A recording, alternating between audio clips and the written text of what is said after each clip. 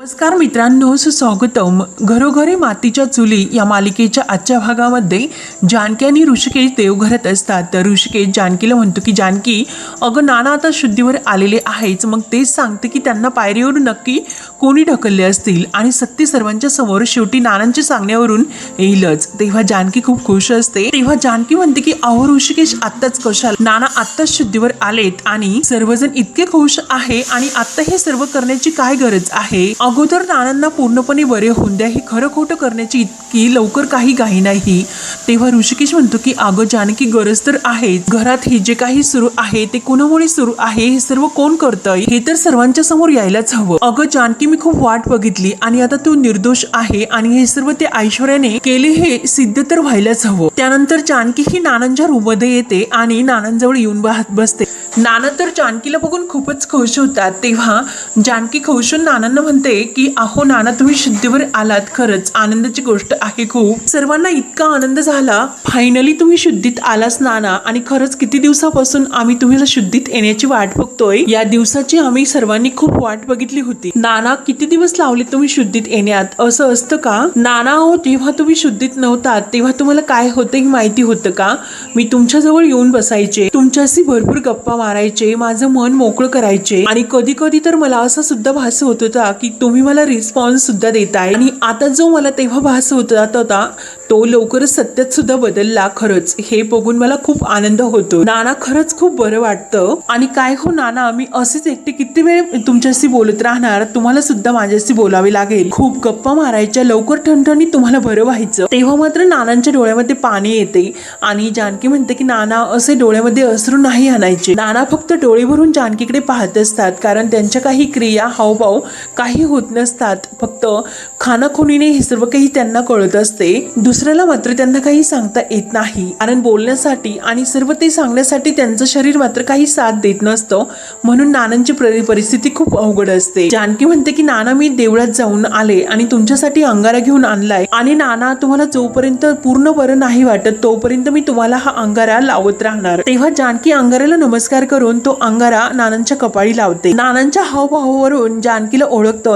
ती नानांना म्हणते की नाना, मला कळतं, मला माहिती आहे की तुम्हाला माझ्याशी खूप गप्पा करायच्यात, खूप बोलायचं. खूप काही झालं नाना आणि खूप काही घडून सुद्धा गेलं. तेव्हा एकटक ती नानाकडे पाहत असते आणि नानांच्या अंगावर तो साप सोडला आणि तो साप जानकीला डसला. हे सर्व काही जानकीला त्यावेळेस आठवते आणि आईंनी तर तिच्याकडून जबाबदारी सुद्धा काढून घेतली आणि आजपासून तू जानकी घराची जबाबदारी सुद्धा सोडून दे. आणि मृत्यूपत्राच्या वेळी सुद्धा सुमित्रा आई ह्या म्हटलेले असतात की जानकी जशी नानांची इच्छा आहे अगदी तसेच होईल. आणि मृत्यूपत्र वाचन झाल्यानंतर सुमित्राने चक्क त्या किल्ल्या ऐश्वर्याच्या ताब्यात द्यायला सांगितलेले असतात. हे सर्व आठवून जानकीच्या डोळ्यात पाणी येते. पण नाना, आता तुम्ही शुद्धीवर आलात त्यामुळे आता कसलंही टेन्शन नाही, असे ती नानांचा हात आपल्या हातात घेऊन नानांना सांगते. नानांना सुद्धा खूप डोळ्यामध्ये पाणी येत असतात, परंतु नानांचा चेहरा असा थोडासा वाकडा झाल्यामुळे त्यांना काही बोलता येत नसतं. जानकी पुढे म्हणते की नाना, खरी परीक्षा तर आपण येथे जिंकली. घरचे खरंच खूप काळजीत होते. अहो नाना, तुम्ही जेव्हा शुद्धीत नव्हतात तेव्हा, पण नाना अहो तुम्ही आता शुद्धीत आलात त्यामुळे लवकरात लवकर ठणठणीत असे बरे व्हा आणि हे घर नाना तुम्हाला सांभाळायचे, तुम्हीच या घराला सांभाळा. तेव्हा जानकीच्या डोळ्यातील पाणी आणि जानकीच्या मनातील ती दुःख बघून नानांना सुद्धा समजतंय. नाना मनात म्हणतात की जानकी,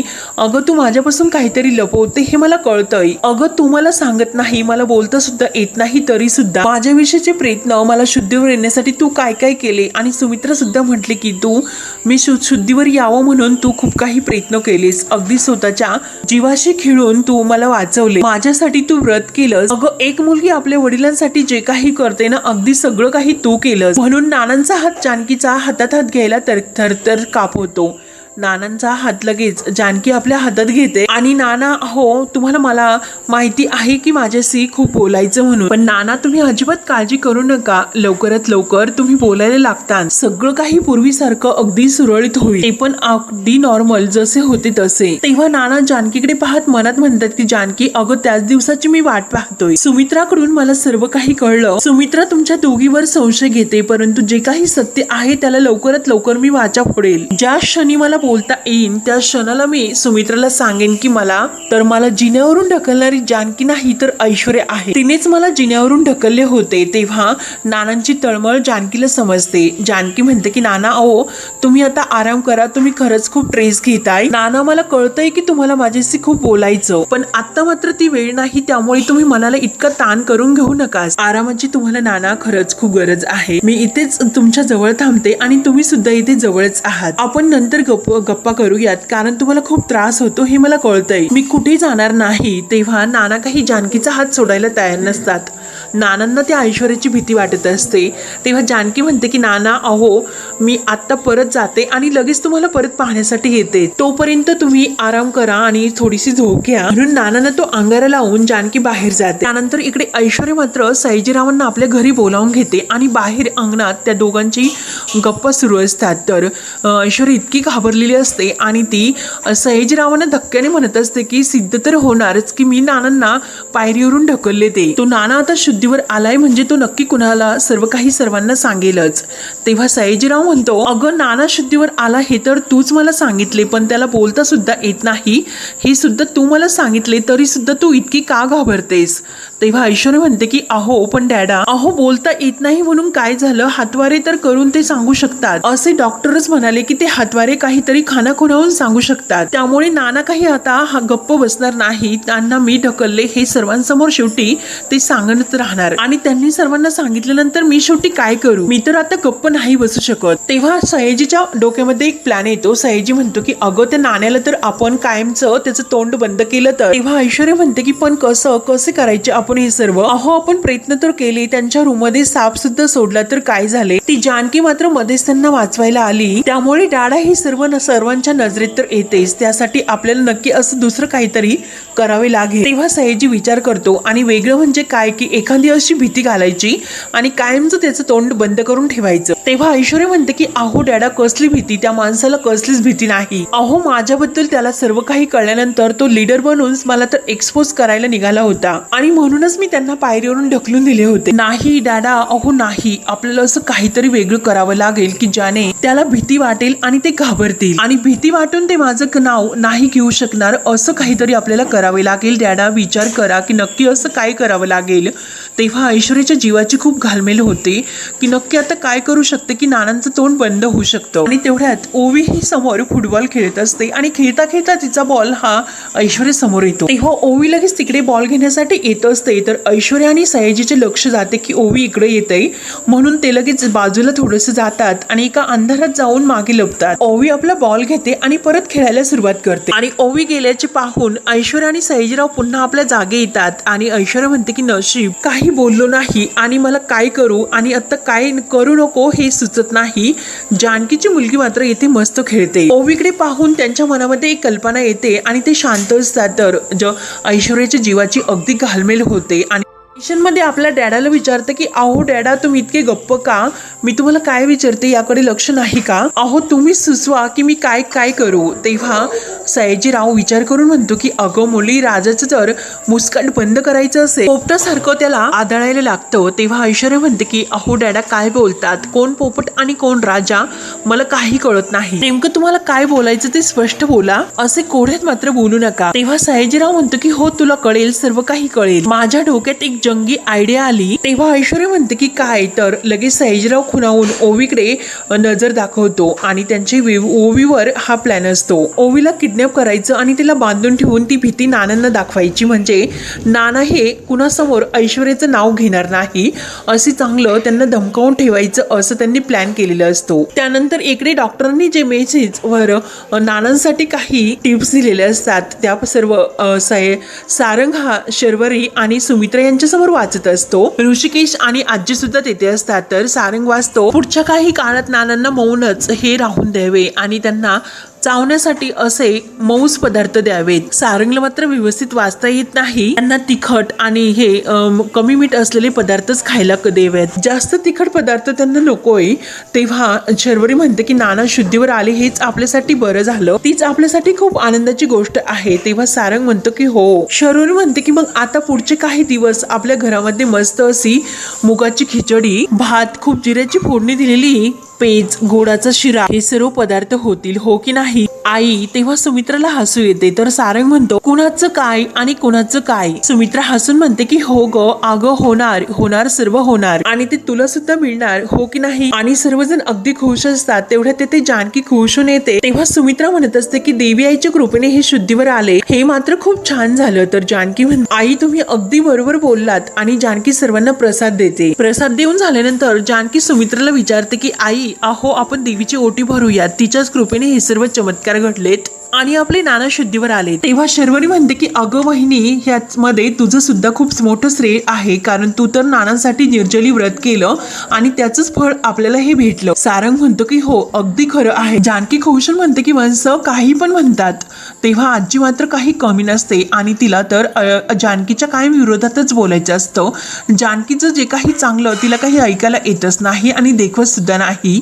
आणि ती लगेच मध्येच म्हणते की हो पण अजून तर नानासाहेब पूर्णपणे बरे झालेले नाहीत आणि व्यवस्थित ते शुद्धीवर सुद्धा आलेले नाही आणि त्यांना बोलता सुद्धा येत नाही आणि त्यांना पुरेसे बोलता येत नाही. खानाखोन होऊन ते बोलतात. अगं जानकी, मग हे व्रत तू जे केलं ते पूर्ण केलं असतं तर नानांना पूर्णपणे बोलता आलं असतं. तेव्हा शर्वरी म्हणते की अगं आजी, मी तुला काय म्हणते, वहिनीचे जे उपवास राहिले तू कंटिन्यू का करत नाही? अगं फक्त नाना बरे होईपर्यंत तुला निर्जली उपवास करायचे. तेव्हा ऐश्वर्याने मात्र मस्त टोमणा असा आजीला मारलेला असतो आणि सर्वांना अगदी गालातल्या गालात खूप हसायला येतं. शर्वरी म्हणते की आजी अगं तुला व्यवस्थित जमेल, हो की नाही? सारंग म्हणतो की हो हो नक्की, आजीला सर्व काही व्यवस्थित जमेल. शर्वरी म्हणते की आजी अगं मला काय वाटतं की तू ते निर्जली व्रत अर्ध नाही सोडू शकणार. आजी तर डोक्याला हात लावून घेते. सारंग विचारतो की काय आजी, आजपासून तू सुरुवात करते का? तेव्हा सुमित्रा म्हणते की अरे तुमचं काय चाललं? आणि आजीला म्हणते की आई तू काही असे निर्जली उपवास वगैरे नाही करायचे. आणि शर्वरीला म्हणते की शरू अगं हे शुद्धीवर आले आणि खानाखुना करून ते बोलायला सुद्धा लागलेत, हेच माझ्यासाठी पुष्कळ आहे. तेव्हा आजी लगेच मध्येच म्हणते की मी काय म्हणते की आपण नानासाहेबांना विचारूयात की त्यांना जिन्यावरून कोणी ढकलले ते. तेव्हा जानकी म्हणते की नाही आजी आत्ता नकोय, कारण नाना आत्ता कुठे शुद्धीवर आले, उगाच त्यांना प्रेशर द्यायला नको. तेव्हा ऋषिकेश म्हणतो की नाही जानकी, आत्ताच आपण जाऊयात आणि नानांना विचारूयात की खरं काय आणि खोटं काय, चला आता लगेच जाऊयात. तेव्हा सुमित्रा म्हणते की आत्ता नकोय, त्यांना आत्ता कुठे डोळा लागला, त्यामुळे त्यांची झोप मोडायला नको, आपण आत्ता वेळेला जायला नको. त्यावर जानकी सुद्धा म्हणते की ऋषिकेश खरंच आत्ता त्यांना विचारायला नको, आत्ता त्यांना खरंच खूप त्रास होईल आणि ती व्यक्ती नक्की कोण आहे आणि त्यांना कोणी ढकललं हे नंतर आपण त्यांना विचारूयात, नक्की सर्व काही ते सांगतील. हा न्यायनिवाडा आपण नंतर करूयात, मात्र नानांना काही विचारायला नको, त्यांना त्रास होईल. तेव्हा सर्वांना जानकीचं म्हणणं पटतं आणि सर्वजण तयार होतात. तर संध्याकाळ होते आणि संध्याकाळी पूर्ण रात्र झाल्यानंतर सर्वजण झोपल्यानंतर ऐश्वर्या अगदी चोर पावलांनी नानांच्या रूममध्ये येते आणि तो सदाशिव असतो, तो तर नानांच्या रूममध्ये ढाराडूर तेथे सोफ्यावर झोपलेला असतो. तेव्हा ऐश्वर्या त्याला उठवते आणि त्याला म्हणते की जा झोपलास काय, तोंडावर पाणी मारू नये आणि व्यवस्थित फ्रेश होऊ नये. तेव्हा सदाशिवराव झोपेतच तेथे बाहेर जातो आणि ऐश्वर्या नानांना उठना असे धमकावून उठवत असते. नानांना इतका राग येतो आणि ते रागाने ते ऐश्वर्याकडे पाहत असतात. तेव्हा ऐश्वर्या लगेच रागाने म्हणते की हो काय करतोस, अरे हो. तेव्हा बोलता येत नाही, कशाला उगाच तोंड उघडायला जातोस रे? नाना अगदी भयंकर रूपाने त्या ऐश्वर्याकडे पाहतस, तुला ज्या काही शिव्या मला द्यायच्या असेल त्या अगदी मनातल्या मनात दे. तेव्हा नानांना ते सर्व ऐश्वर्याकडे बघून आठवते की जेव्हा नानांना ऐश्वर्याचे सर्व रूप खरं सत्य समजलं तेव्हा मात्र ज्या ऐश्वर्यानेच त्यांना पायरीवरून ढकलून दिले होते, हे सर्व आठवतं आणि ते रागाने त्या ऐश्वर्याकडे पाहत असतात. त्यांना इतका त्रास होतो आणि ते त्रासाने आपला हात वर ऐश्वर्यावर उचलायला सुरुवात करतात, परंतु त्यांची क्रिया मात्र तेथेच थांबते आणि हात मात्र त्यांची काही साथ देत नाही, कारण नानांना खूप मोठा असा झटका बसलेला असतो. तेव्हा ऐश्वर्या लगेच नानांचा हात धरते आणि वर करते. नाना तसतसे खूप ओरडतात, त्यांना खूप त्रास होत असतो. तेव्हा ऐश्वर्या मात्र जोरजोराने हसते, अरे तुला तर बोलता येत नाही, परंतु हात मात्र तुझे खूप वळवळतात. ऐश्वर्या काही त्यांना कमी त्रास देत नाही आणि म्हणते की जर उद्या तुला मला कोणी ढकलून दिले होते हे जर आईने विचारले तर तू कुणा कोणाचं नाव घेशील? तेव्हा नाना हे तिच्याकडेच बोट दाखवतात. तेव्हा ऐश्वर्या घाबरण्याचं इतकं नाटक करते आणि अरे बापरे, म्हणजे मी नानांना ढकललं आणि नाना तुम्ही मला माझ्यावर आळ घेतलास, तसे ते हावभाव करून नाटक करते आणि काय म्हणते, तू म्हणतोस की मी तुला ढकलले आणि काय रे नाण्या, मला डवचायला तर अजून कोणीही जन्माला आलेलं नाहीच आणि काय मी तुझी अशी अवस्था करून ठेवेल की तुला बोलता काय कायम तू असाच पडून राहशील आणि जर तू सर्वांसमोर माझ्यावर बोट धरले तर मी तुला जिवंत नाही ठेवणार, ही गोष्ट लक्षात ठेव. तेव्हा नाना इतके प्रचंड रागवतात आणि ऐश्वर्याकडे बोट दाखवतात आणि काय रे, तुला तर स्वतःच्या जीवाची सुद्धा भीती वाटेनाशी झाली काय, परंतु मी काय करते हे तुला माहिती नाही. तुला कसं गप्प बसवायचं आणि कसं तुझं तोंड आणखीनच गप्प ठेवायचं यासाठी मी तुला आणखीन एक व्हिडिओ दाखवते आणि तो व्हिडिओ बघितल्यानंतर तुला तुझंच ठरवायचं की तुला तोंडावर बोट ठेवून गप्प बसायचं की तोंड उघडायचं, ते तुझे तू ठरव. तेव्हा ओवीला किडनॅप केल्याचा आणि तिला बांधून ठेवल्याचा तो व्हिडिओ ती नानांना दाखवते. तो व्हिडिओ बघितल्यानंतर नानांना खूप मोठा धक्का बसतो आणि शेवटी आपल्या नातीसाठी त्यांना गप्प राहावं लागतं आणि ते शेवटी ऐश्वर्याचं नाव सुमित्रा समोर घ्यायला तयार नसतात, कारण ऐश्वर्याने मात्र नानांना तसे धमकावून ठेवलेलीच असते आणि जर तू तोंड उघडले तर मग असे होईल असे त्या व्हिडिओमध्ये दाखवते. त्यानंतर सकाळ होते तर गुलाबदादा काही काम करत असतात तर जानकी त्यांना आवाज देते. गुलाबदादा म्हणतात की बोला की वहिनी काय काम होतं?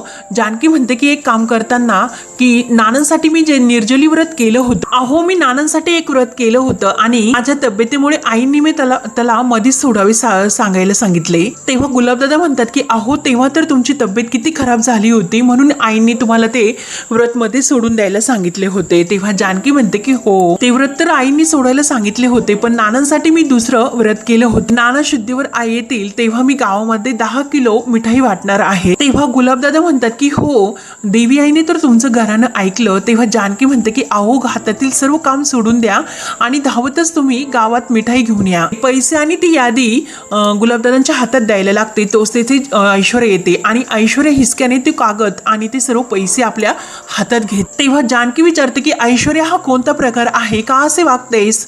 तेव्हा ऐश्वर्या ही गुलाबला म्हणते की जा तू माझ्या रूम मध्ये जा, माझी रूम साफ कर. गुलाबदादा शांत उभे असतात तर ऐश्वर्या म्हणते की काय रे, तुला ऐकू आले नाही का? मी तुला सांगितले ना, जा माझी रूम साफ कर. आईंनी किल्ल्या माझ्याकडे दिल्या, त्या किल्ल्या माझ्या ताब्यात आहे हे तू विसरलास का? त्यामुळे मी तुला जे काही सांगते ते तू शिस्तीत ऐकायचं आणि त्या किल्ल्या माझ्याकडे आहे हे लक्षात ठेवायचं. मी जे काम सांगते ते जायचं करायचं. तेव्हा लगेच गुलाबदादा आत रूम मध्ये निघून जातात. जानकीला मात्र खूप राग येत असतो. जानकी रागाने म्हणते की ऐश्वर्या, अगं आईंनी जरी किल्ल्या माझ्याकडून तुझ्याकडे दिल्या असतील तर तू लगेच या घराची मालकीण नाही होत. ऐश्वर्या मात्र न ऐकल्यासारखे नाटक करते आणि मस्त खुर्चीवर मालकिनी सारखी बसते. आणि काय ग, कुठल्या अधिकाराने तू माझे पैसे परत घेतलेस, हिसकावून घेतलेस? कोणता अधिकार आणि कोणता हक्क होता तुला? माझे पैसे मला परत दे.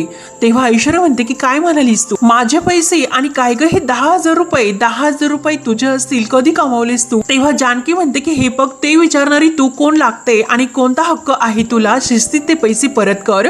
म्हणून ती ऐश्वर्याच्या हातातील पैसे हिसकावायचा प्रयत्न करते, परंतु ऐश्वर्या ही काही कमी नसते आणि ती आपला रंग शेवटी दाखवतच असते आणि ते पैसे काही ती जानकीला परत घेऊन देत नाही. ऐश्वर्या म्हणते की पैसे हिसकी करू नकोस, मी तुला पैसे देते, पैसे लागतात ना तुला, पण त्या अगोदर एक गोष्ट सांग की हे पैसे तू कुठून घेतले? तेव्हा जानकी म्हणते की माझ्या कपाटातून माझ्या नवऱ्याने ते पैसे कमवलेले आहेत. तर ऐश्वर्या म्हणते की हो का, आणि काय ग, पैसे कुठून कमावले तुझ्या नवऱ्याने? कंपनी मधूनच ना? आणि कंपनी कोणाच्या नावावर आहे? पैसा अडका सर्व कंपनी नानांनी व्हीलमध्ये काय लिहून ठेवले ते सर्व माझ्या नावावर आणि सारंगच्या म्हणजे माझ्या नवऱ्याच्या नावावर, त्यामुळे सर्वात हक्क जास्त माझा असेल. तेव्हा जानकी म्हणते की हे बघ ऐश्वर्या, तू तटाला लागू नकोस, हे पैसे मी स्वतःसाठी नाही वापरत, मला नाना शुद्धीवर आले म्हणून गावातील लोकांना मिठाई वाटायची. तेव्हा ऐश्वर्या म्हणते की अगं तुला दान करायचा, मग दानच करत राहा, स्वतः कष्ट कर आणि स्वतः किती दान करायचे गावात ते दान कर, परंतु माझ्या पैशांना मात्र हात लावू नकोस.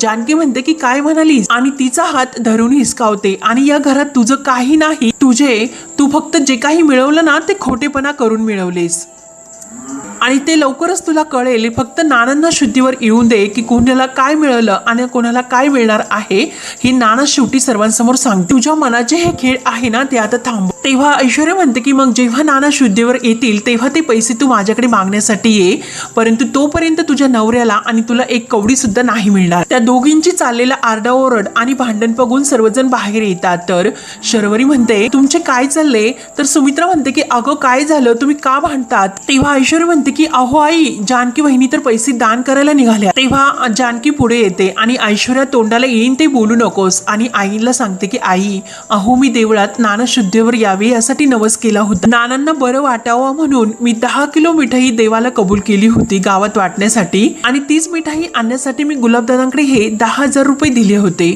परंतु ते पैसे तर ऐश्वर्याने हिसकावून घेत. तेव्हा ऋषिकेश आणि शर्वरी सुमित्रा यांना धक्का बसतो.